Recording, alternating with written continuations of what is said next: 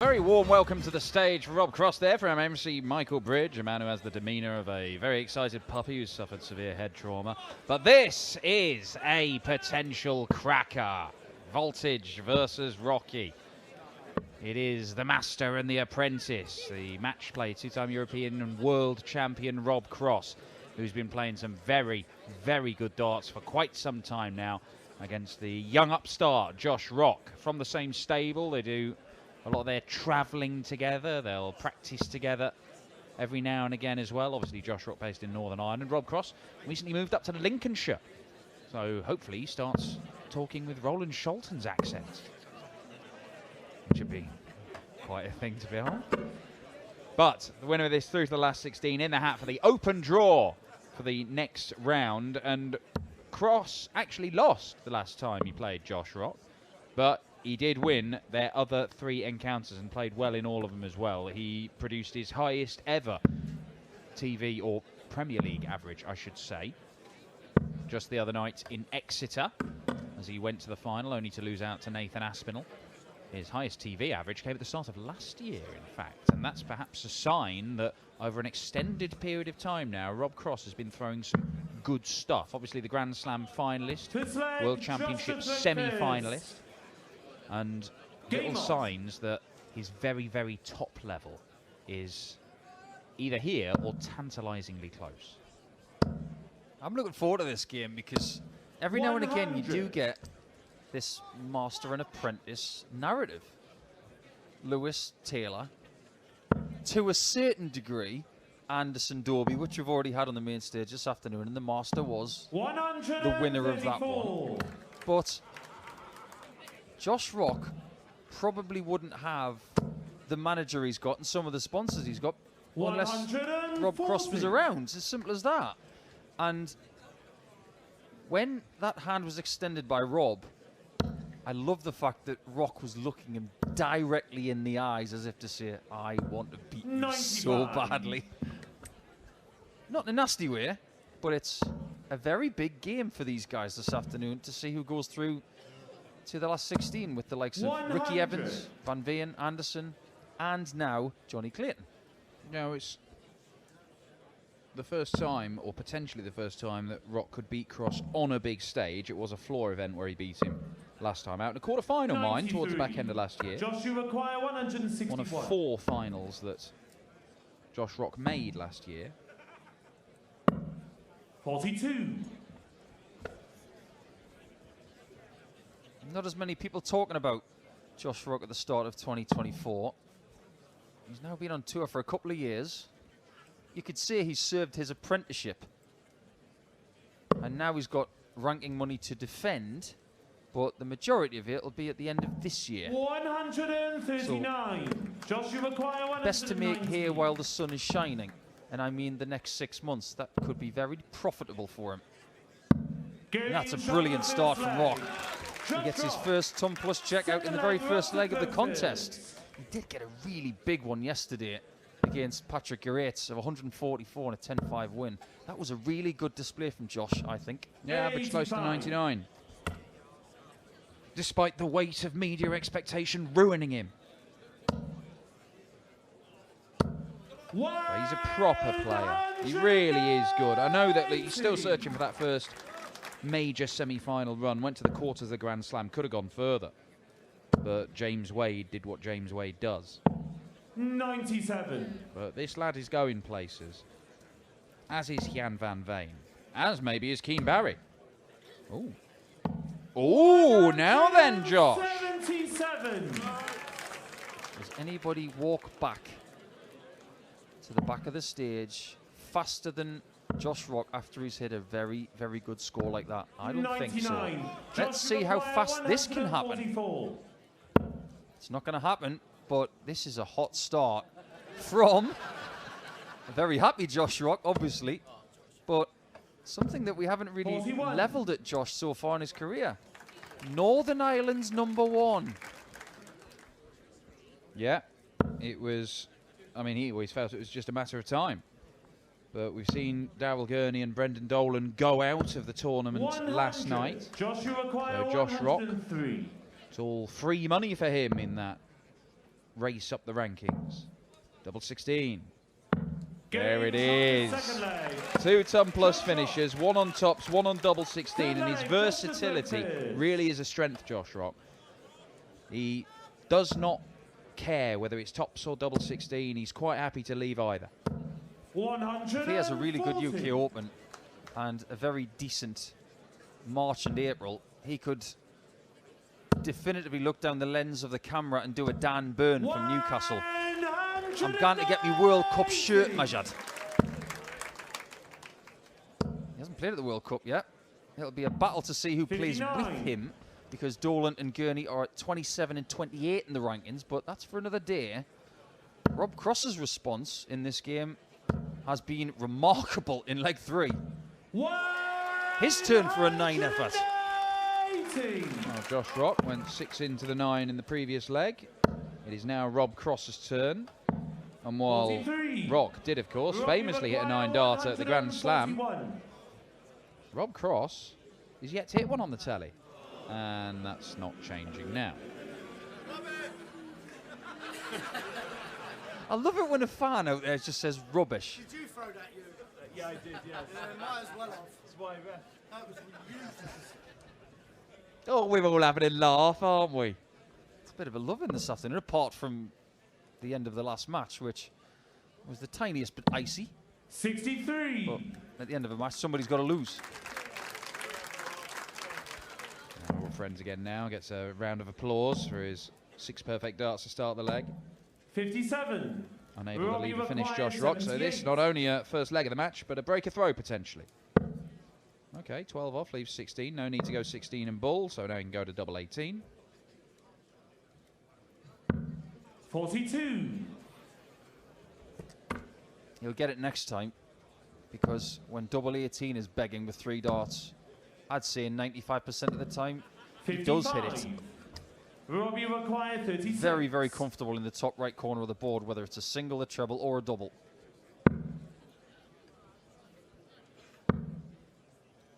Commentator's curse. Games on the third But when you're leg. good at double 18, Rob Cross. I always say you've got to be good at the secondary Fourth double as leg, well. we're up to third Double first. 9 is Game not a on. favourite of a lot of right-handers, but that was a great shot from Rob. The break is found, and now we're back on throw. 100. Luke Littler and Martin Schindler now underway on the main stage. It is Shindy who's taken a 2-1 lead in that one. 60. In a game where I presume the player camera will need to be set significantly lower than in other matches. Darts is equivalent of a limbo match. Michael Smith and Luke Woodhouse having an absolute 137. drama on ball 3. 6'5" Michael Smith, 104.5 average, plays Luke Woodhouse, 102.5. A repeat of their meeting at the World Championship a few years ago, where 123. Woody really announced himself as a player of potential, beating the Bully Boy. We were speaking yesterday when Smith was playing Cullen, how their game chemistry lends itself to both 97. playing well. Something about Luke Woodhouse playing Michael Smith, he just loves playing his pace. And those numbers are more like IP addresses 100. instead of Robbie averages. require They're stunning numbers. 167. And this game isn't too bad either.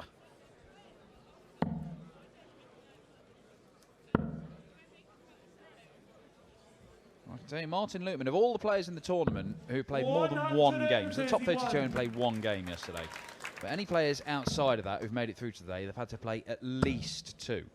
So of all the players who played more than one 60. game, the highest Robbie average of required any player was 36. Martin Lukeman. He's averaging 99 right now, and he's 5-all with Danny Noppert, former champion. Playing really good stuff, Martin Lukeman. Games Double on 18, the no fourth problem leg. this time for Rob Cross as he Deflects off the levels third the field. match up. You can keep abreast of all the scores from the outer boards at tv.dartconnect.com. And if you go on the PDC website, they've got the live scoring page as well. So you can see what's going on here in the stats and on the main stage. There could be some decent moves in the rankings in this tournament, not to the same degree as a match play or maybe a World Championship. In fact, there's no maybe. The World Championship does give you the biggest moves. But if Rob Cross was to win the tournament, he could move up to number 4 in the world. 96. Yeah, nobody's getting into that top 3 anytime soon, are there? There is a ridiculous gap of 370. Well, no, hang on. What is it? No, it's. Yeah, it's 400 grand even, pretty much, between Michael Smith in 3 and Nathan Aspinall in 4. And that's not really going to change until the end of the year, because Michael Smith will defend the 500,000 points. 85. Van Gerwen at the end of the year will defend 200,000. So it's almost a battle to see who's going to be 4th by the end of the year. Yeah, there's certainly a big bunch of them. From about 133. Joshua Quire, Peter Wright down to Joe Cullen, where there could be some serious moves. How does Josh find this 60 to leave tops?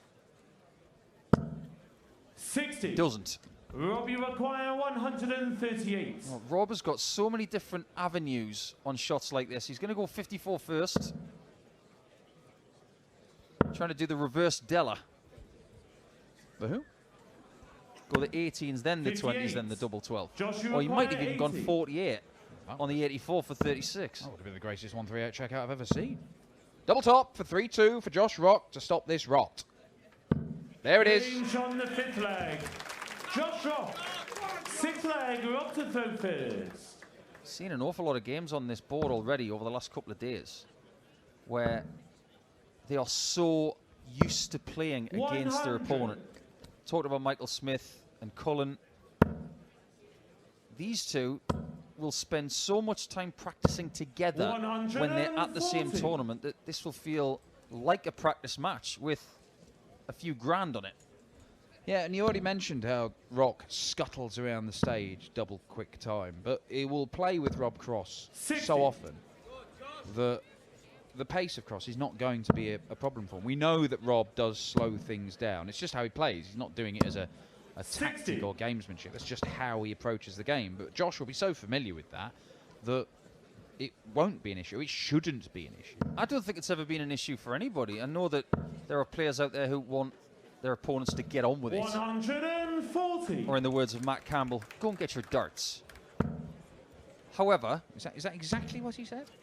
there's a Paraphrasing. word missing, 55. but Rob is someone who does step off a lot. It's been known since he started at the UK Open. This is his 9th UK Open already. And if it wasn't for this tournament, I'm not sure he would have achieved 57. anywhere near as much as he had, because this was the gateway to his success. Absolutely.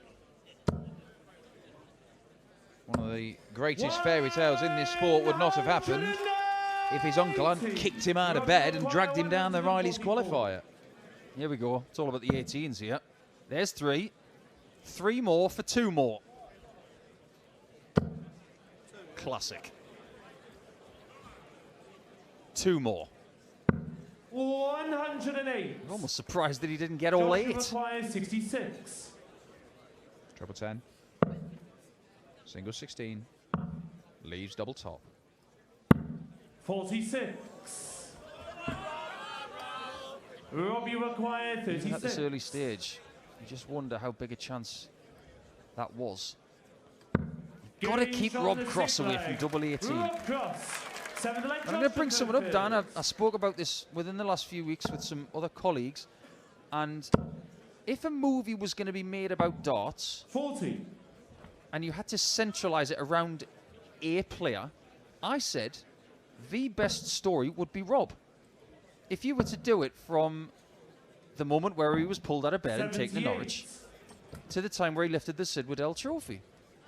Is that a movie you'd want to see? Man, look, it is, and I know that this story 100. has been told over and over again, but it genuinely was and is one of the greatest sporting stories. If you wrote this as that it would be like Rocky, you would think it's a bit silly. 58.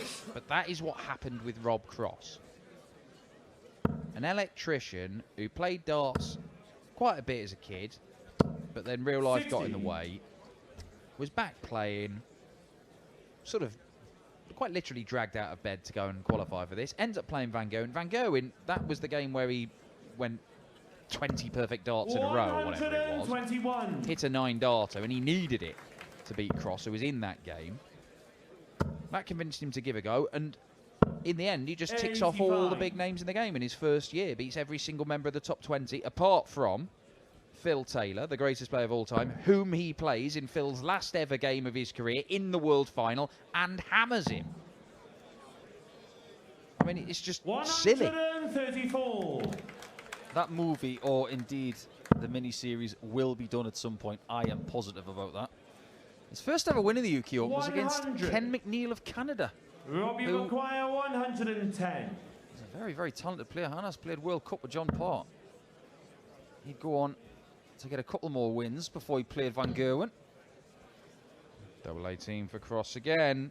Doing a lot of work here. 92. And it's a bit hit and miss Joshua for Rob Maguire, Cross. He's not quite as 160. deadly on that double 18 as he would like.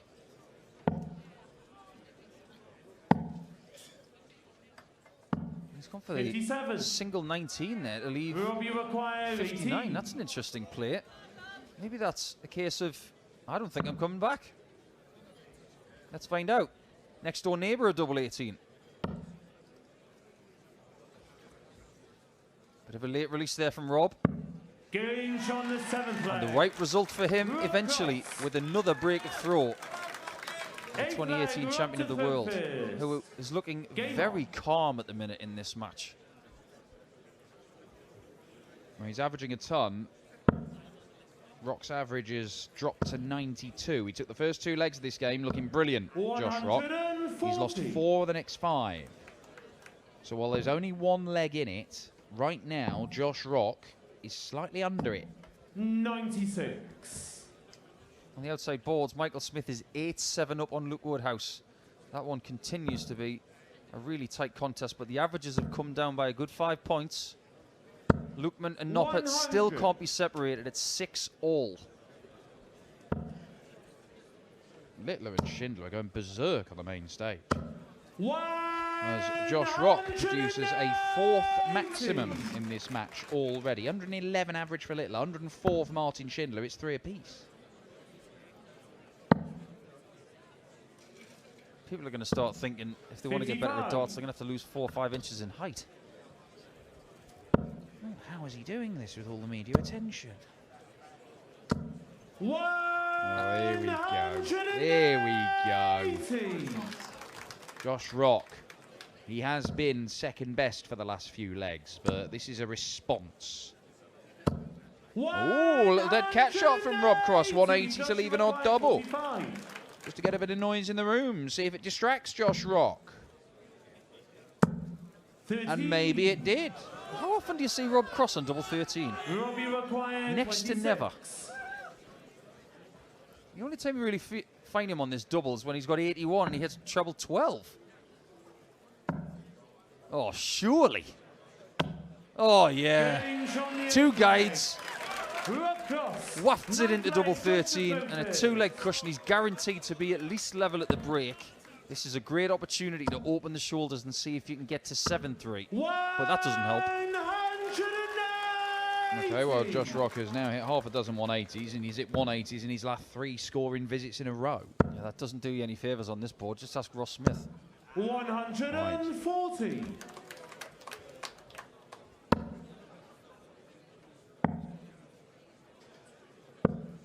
$57.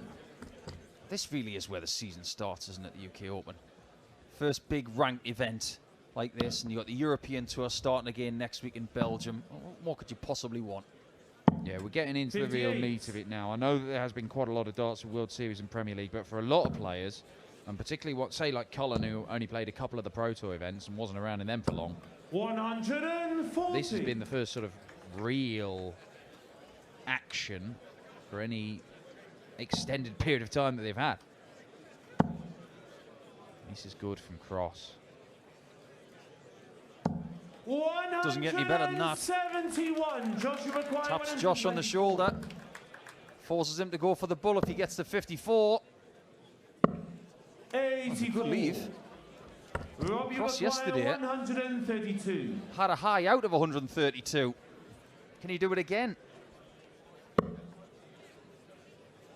he gets the 57, I don't think that's that bad, you know.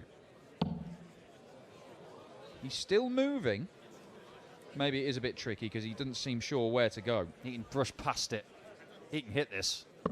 Gage on the 9th leg. That is a beauty from Voltage. He has won 4 legs on the spin. Josh Rock has missed doubles in 3 of them. Some people might think that bull is somewhat blocked. You would be correct. However, by stepping 6 inches left, like he's just done there, 100. the way his darts fly in the air, they tend to lean to the right-hand side. Using that dart in the 25, just to brush past and cushion it into the bullseye is exactly 60. what he did. He's done that many, many times.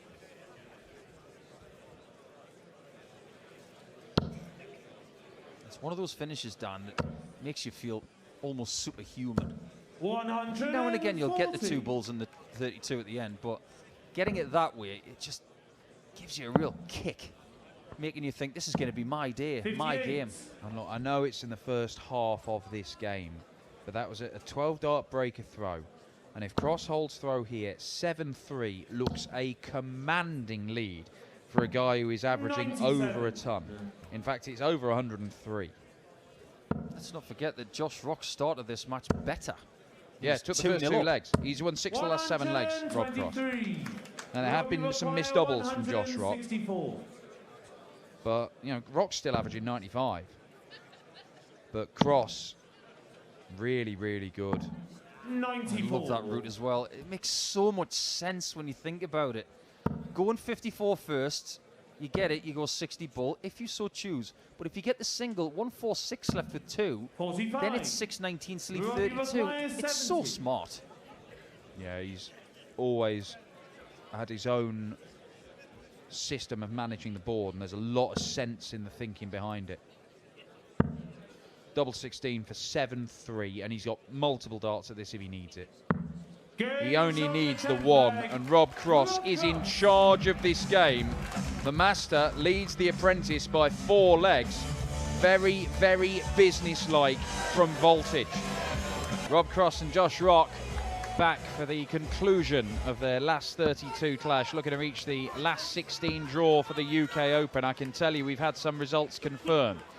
So far, we already knew that Gary Anderson, Johnny Clayton, Ricky Evans and Jan van Veen had all won through their games. Luke Woodhouse has beaten Michael Smith. The world number 3 is out. A last leg decider where Woody hit a 12-darter to win the match. He beat Michael Smith at the World Championship a few years ago. He has now beaten him at the UK Open to reach the last 16 of the tournament.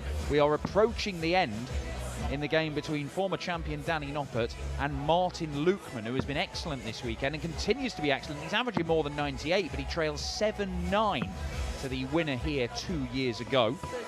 Rob Cross needs 3 more legs to book his place in the last 16. Mensur Suljovic and Dave Chisnell warming up, and on the main stage, which you can catch on ITV if you're watching the UK and various other broadcasters around the world, elsewhere in the world, it is 5 apiece between Luke Littler and Martin Schindler. Schindler, the conqueror of Gerwyn Price on this board last night, survived 6 match darts and really is putting it up to Luke the Nuke, the 17-year-old who was the tournament favourite at the start of the day following the demise of Michael van Gerwen. Still a number of big names to come. We've got Peter Wright and Andrew Gilding, 2 former champions who'll be rounding off the action on this board. Stephen Bunting, the Masters winner, faces Kevin Dutz at the culmination of this. There's the likes of Damon Hetter, Aspinall on the main stage, and of course cool hand Luke Humphreys against Benjamin 100. Royce of Denmark, also on the main stage. Luke Littler's never lost on that main stage, has he? Well, I mean, he's only played here once, hasn't he? And that was lost to Gavlas with 100 average 140. last year. Is that right? Wasn't that on an outside board? I assume it was on an outside board. Yeah, on the main stage, you won the World Youth Final against Van Oh, of course, Veen. the World Youth 85. Final, yeah. He definitely likes it up there after that display against Wadey yesterday with 120 on 2 bulls, a 170 finish after a 174 approach. Everything he did against Wade yesterday was out of the top draw. 140. As far as Rob Cross is concerned, he's been very much massaging the top draw with some of the stuff he's done over the last 7 or 8 legs. 134. Because he has won 7 of the last 8 legs. Yeah, against the guy who's still averaging, what, 95? It's really, really solid from Cross. And he's been 83. doing it quite a lot. having said that, it's not been a good start to the Pro Tour for him. But you look where he is in the Premier League. He's been very competitive in the World Series events. He was amazing at the World Championship. It took an incredible display from Littler to beat him. And, of course, he reached the final of the Grand Slam and only lost to an unbelievable Luke Humphries.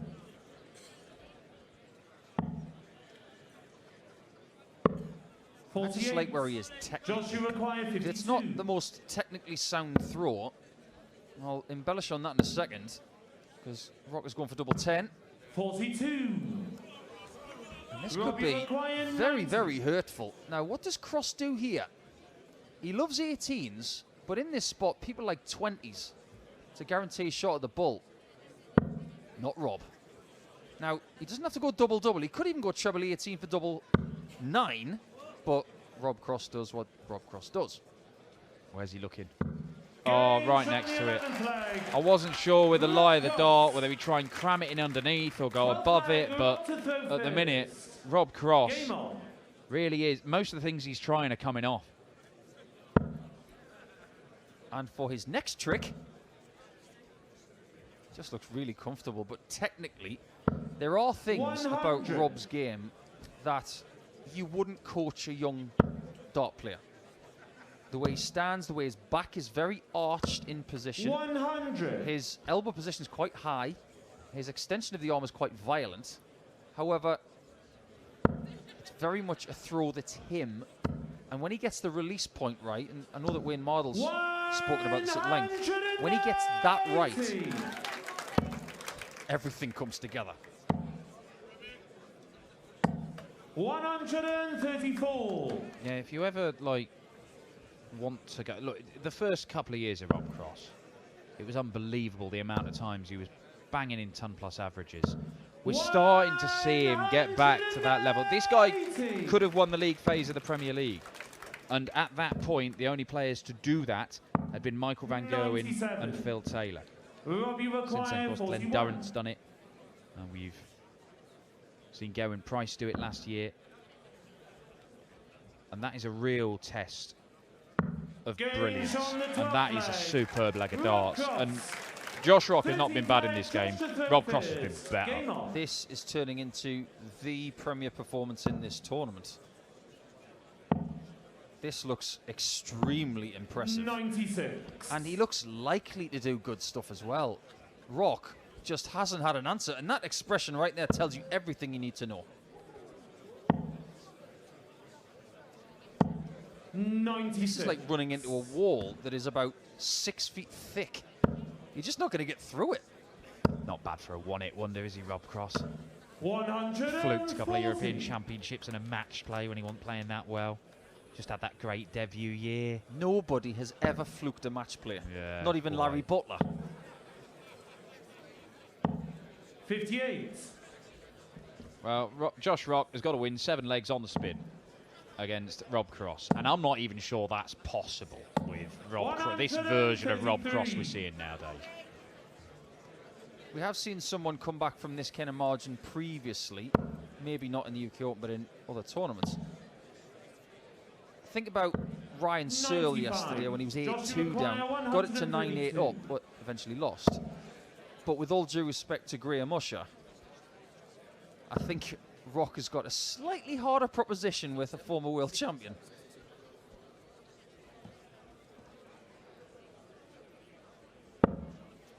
'92. Yeah, well, ends up leaving himself on tops. The lesser seen treble 9. 100. Not many players use that route, but it's very effective. And that is a nice leg in a while. It's been a while, hasn't it, Josh? He's still in the match, still having fun, but now he only needs 6 straight legs. Game on. Leg 13 goes to Josh Rock. The last leg that went to Josh Rock was leg 5.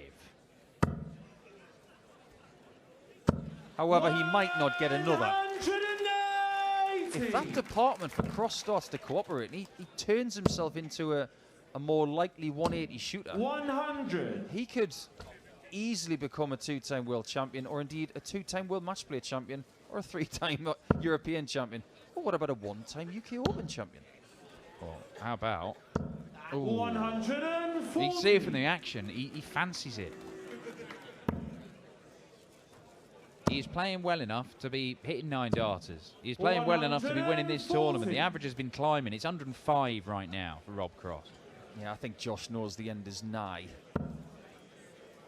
Rob is just accelerating towards the line. That's a 1, which gets rid of the 1. You've got to do it at some point. And there you go. That's going to be a match-winning opportunity to get this done comfortably, just like he did against Rodriguez yesterday when he won 10-3, averaging just shy of 97. This has been so much better than that, though. It's over 105. He came back from the break needing 3 legs to win the match. He had a double-double finish on 90. He threw an 11-darter, and this is for another 11-darter. Deal with that, Josh Rock. Deal with that, anybody. Double 10. For 10-4, and that is superb from Rob Cross. He is a man in form. And Josh Rock gives him a big old hug. He deserves even more than that after that performance. Sublime stuff from Voltage, 105 average, hit more than half his darts at double. There was a 1-3-2 checkout in there. It was brilliant. Rob Cross into the draw for the last 16 after a stunning victory here in stage 2. And coming up, it is the Masters champion, it's the People's champion, it's TikTok's very own, the Bullet Stephen Bunting.